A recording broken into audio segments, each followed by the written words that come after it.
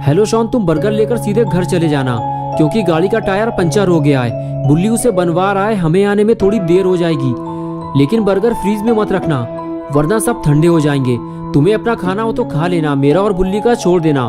Shawn बोला, हाँ ठीक है गुल्ली, मैं बर्गर लेकर घर जा रहा हूँ, लेकिन ज्यादा देर मत करना वरना एक भी बर्गर बचेगा नहीं। तुम्हें पता है ना कि शॉन कितना बड़ा चटोरा है। बर्गर मेरे सामने रहेंगे तो मैं अपने आप को ज्यादा देर तक रोक नहीं पाऊंगा, समझ गया ना तुम।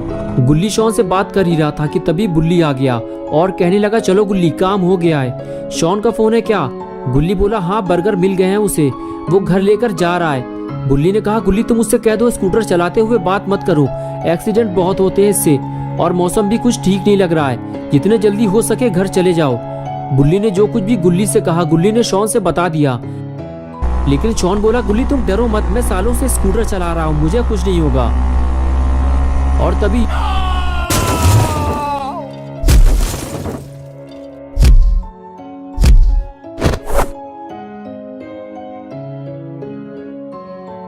हेलो हेलो, ये क्या हुआ? शॉन का फोन अचानक से स्विच ऑफ हो गया, बैटरी चली गई होगी उसकी। चलो गुल्ली, शॉन के आने से पहले हमें घर पहुंचना होगा वरना हमारे बर्गर खतरे में पड़ जाएंगे। और फिर गुल्ली और बुल्ली दोनों अपनी गाड़ी की तरफ जाने लगे। गुल्ली बोला, मुझे लगता है बुल्ली कहीं शॉन ने अपना फोन तो नहीं गिरा दिया। बुल्ली ने कहा, हाँ हो सकता है गुल्ली, गाड़ी चलाते हुए बात करोगे तो ये तो होगा ही, मैंने मना तो किया था उससे। और इस तरह बातें करते हुए गुल्ली बुल्ली अपनी जीप लेकर वहां से चले गए। और इधर घंटों तक शॉन वहीं बेहोश पड़ा रहा और रात हो गई। और कुछ देर बाद जब बारिश की ठंडी बूंदें शॉन पर गिरी तब शॉन को होश आया और उसने चारों तरफ देखना शुरू किया कि वो तेज बारिश में कहाँ फंस गया है। तब शॉन को याद आया कि उसका एक्सीडेंट हुआ था, लेकिन वो तो दिन में हुआ था और अब रात हो चुकी है। इसका मतलब ये है कि मुझे यहाँ पड़े हुए कई घंटे हो चुके हैं। शॉन उठकर खड़ा हुआ तो उसे पता चला कि उसके पैर में तेज दर्द हो रहा है, उसे पैर में चोट लगी है, उसे किसी को मदद के लिए बुलाना होगा।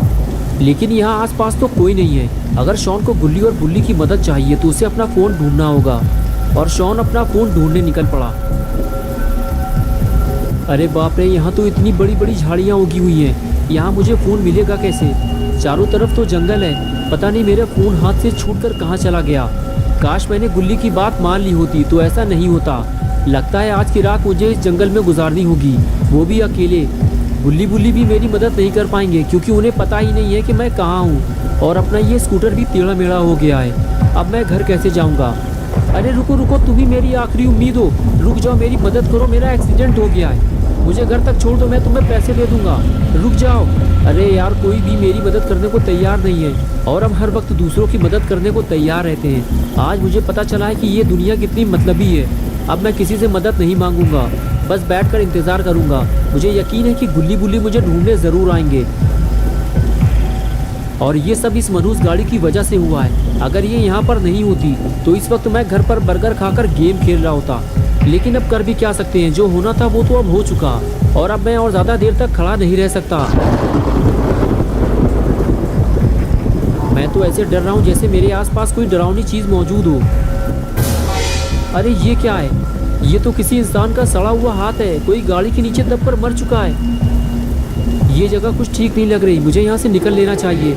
लगता है यहाँ पर इससे पहले भी भयानक एक्सीडेंट हो चुके हैं। अच्छा हुआ मेरी जान बच गई। अब मैं गाड़ी चलाते हुए कभी फ़ोन पर बात नहीं करूँगा। लेकिन अब बारिश की वजह से मुझे ठंड लगने लगी है और अब मैं और नहीं चल सकता। मेरा दर्द भी बढ़ता जा रहा है, मुझे आराम की ज़रूरत है। लेकिन इस बारिश की वजह से मैं कहीं सुकून से बैठ भी नहीं सकता। मुझे सर छुपाने के लिए कोई जगह चाहिए, वो भी जल्दी, वरना पता नहीं मेरे साथ क्या होगा। वो सामने क्या है? इतना बड़ा घर, लगता है कोई हवेली है। अगर यहाँ कोई रहता होगा तो वो ज़रूर मेरी बात गुल्ली बुल्ली से करवा देगा। यहाँ खड़े रहकर टाइम ख़राब करने का कोई फ़ायदा नहीं है, मुझे नीचे जाकर देखना होगा। अगर यहाँ भी किसी ने मेरी मदद नहीं की तो शायद आज की रात मेरी आखिरी रात होगी। और जब गुल्ली बुल्ली मुझे ढूंढते हुए यहाँ तक आएंगे तो उन्हें सिर्फ मेरी लाश मिलेगी और कुछ नहीं। ये जगह कितनी अजीब लग रही है, लगता है यहाँ कोई रहता ही नहीं है। चारों तरफ बड़ी बड़ी झाड़ियाँ और कूड़ा कबाड़ फैला हुआ है। देखकर तो ऐसा ही लग रहा है कि ये जगह सालों से वीरान पड़ी हुई है। ये आवाज़ कैसी थी? अरे ये तो बिल्ली है, इसने मुझे डरा दिया। ए काली बिल्ली, आओ मेरे पास आओ। तुम्हें पता है ना कि शॉन जानवरों से कितना प्यार करता है। अरे तुम तो डर कर भाग गई, मैं तुम्हें कोई नुकसान नहीं पहुंचाऊंगा। इस वक्त मेरे पास कोई खाना नहीं है, वरना मैं तुम्हें दे देता। अरे मेरे बर्गर्स, मेरे बर्गर का बैग भी खो गया। मैं तो भूल ही गया था कि मेरे पास बर्गर भी थे, लेकिन वो जहाँ भी पड़े होंगे भीग कर खराब हो चुके होंगे। अब उन्हें ढूंढने का कोई फ़ायदा नहीं है। चलो पहले जिस काम के लिए आया था उसे पूरा कर लूँ पहले।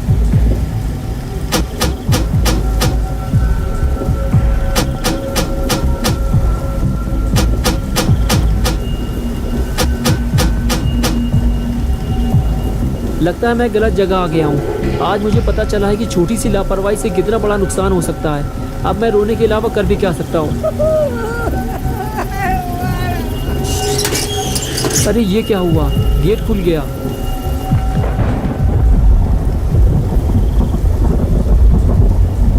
क्या मैं अंदर आ सकता हूँ? क्या मैं अंदर आ सकता हूँ?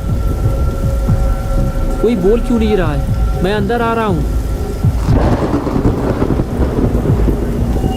ये क्या है? ये तो कोई वीरान पुरानी हवेली लग रही है। इसे देखकर तो लगता ही नहीं है कि यहाँ सालों से कोई रहता भी होगा।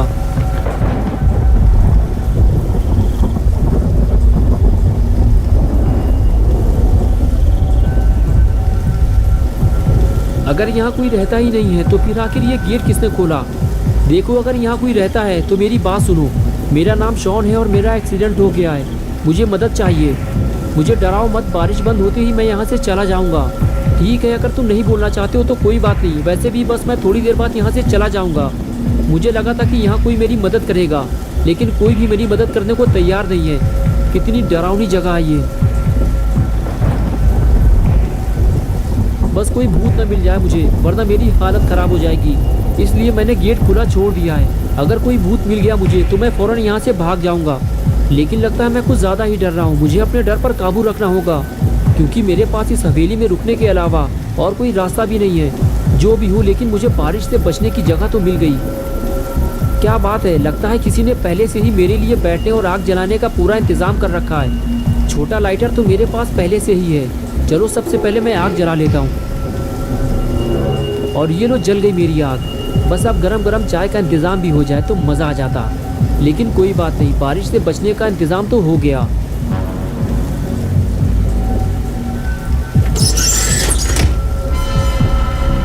ये कैसी आवाज़ है? कौन है वहाँ पे?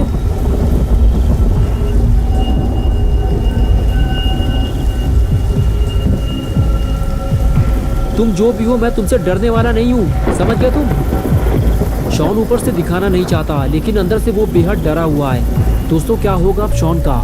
इस हवेली में आने की शॉन क्या कीमत चुकाएगा? बुल्ली बुल्ली शॉन को यहाँ से ले जाएंगे या फिर शॉन यहीं मर जाएगा? ये सब हम देखेंगे पार्ट 2 में। तो दोस्तों, अगर आप पार्ट 2 देखना चाहते हैं तो इस वीडियो को लाइक करें और चैनल को सब्सक्राइब करें। बेल आइकॉन प्रेस करके ऑल नोटिफिकेशन ऑन करना ना भूलें।